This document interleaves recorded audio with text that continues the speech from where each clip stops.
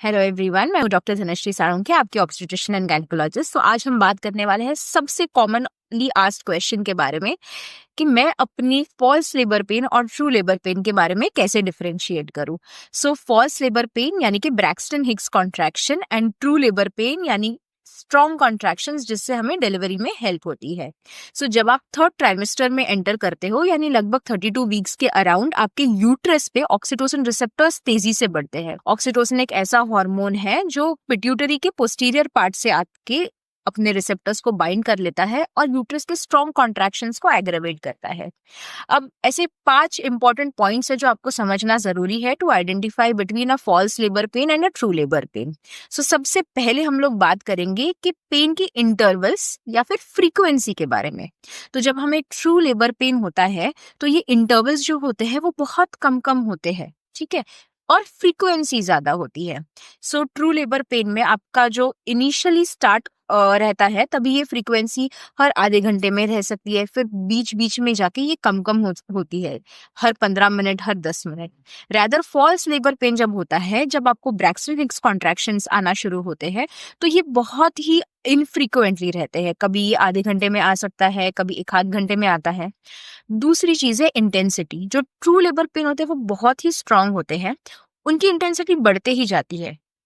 Whereas the false labour pain जो होता है तो इसकी इंटेंसिटी कुछ फिक्स नहीं रहती है, बहुत हल्का फुल्का होता है ये पेन। आप इजीली डिस्ट्रैक्ट होके इसके बारे में भूल भी सकते हो। कभी आप बैठ जाओ, सो जाओ, रिलैक्स कर लो तो ये सेटल आउट भी होते हैं। कभी पानी P low, juice P low, कुछ खा लो तो ये सेटल आउट हो जाते हैं। अब थर्ड इंपॉर्टेंट पॉइंट है पेन का लोकेशन।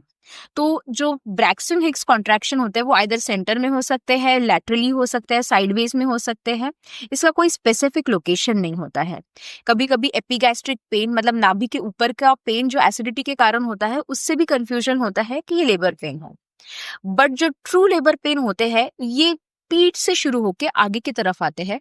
पूरा पेट एक साथ कॉन्ट्रैक्ट हो जाता है और ये पेन नीचे की तरफ यानी थाइस की तरफ जाके रेडिएट होता है। फोर्थ पॉइंट, जो ट्रू लेबर पेन होता है तभी आपकी वाटर बैग ब्रेक हो सकती है। ये वाटर बैग जो ब्रेक होती है तब आपको अलार्मिंग साइन रहती है कि आपको आपके गायनेकोलॉजिस्ट से बात करनी है, उनको इन्फॉर्म करना है, तुरंत हॉस्पिटल पहुंचना है। बट इस वक्त जरूर याद रखिए कि आप एक पैड या जो पीरियड पैंटी है वो पहन ले। तो इससे आपके डॉक्टर को बहुत हेल्प हो जाएगी कि वो जो लाइकर मतलब बेबी के फ्लूइड का कलर क्या है वो आइडेंटिफाई करने में। अगर इसमें थोड़ा सा भी हमें येलोइश टिंट या ग्रीनिश टिंट दिखता है तो इट्स अ अलार्मिंग साइन कि बेबी ने आपके पॉटी पास की है। अगर वो ब्लड टिंच है तो इंटरनल ब्लीडिंग का साइन होता है। सो जब तक आप घर से हॉस्पिटल पहुंचोगे हमें पता चलेगा कि आपकी वाटर बैग की कंडीशन क्या थी, ठीक है।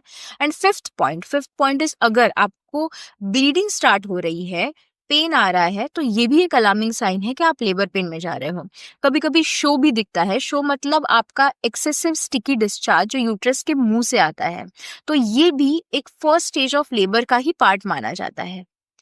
अगर कोई भी कंफ्यूजन हो तो आपको तुरंत अपने गायनेकोलॉजिस्ट को कंसल्ट करना है।